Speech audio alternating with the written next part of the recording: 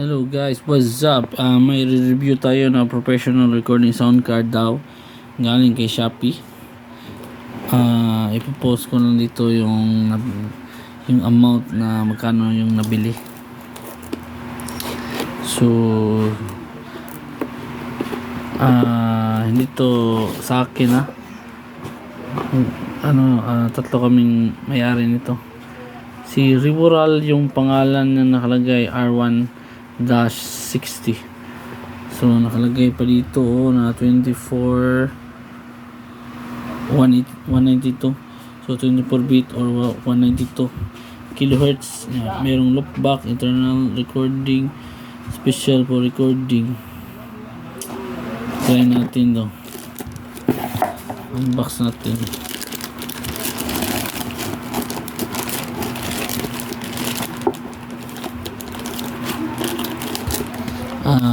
Ano na to, testingan ko na to.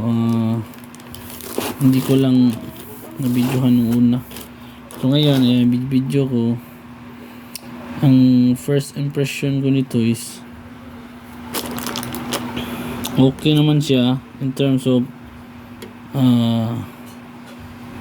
operational niya, pero yung features niya na apat na input is hindi mo magagamit in 4 tracks, separate tracks. So talagang makikita mo dalawang track lang yung mga ano niya mapapasok.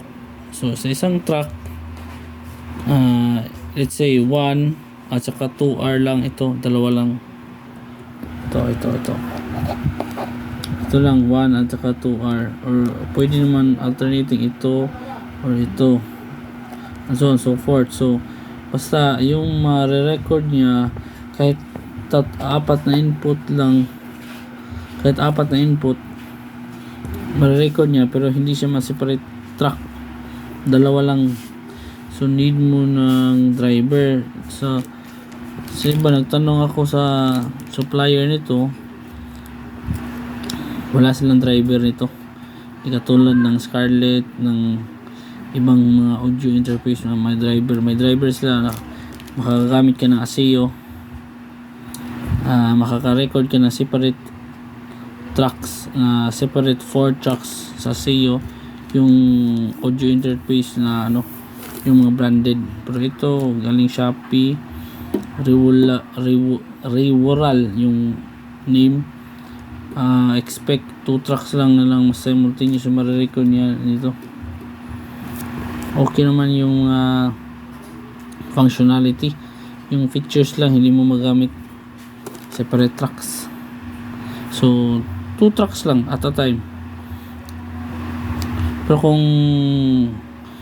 input ka nito 4, talagang dalawa lang yung mababasa niya doon sa sa DAW mo.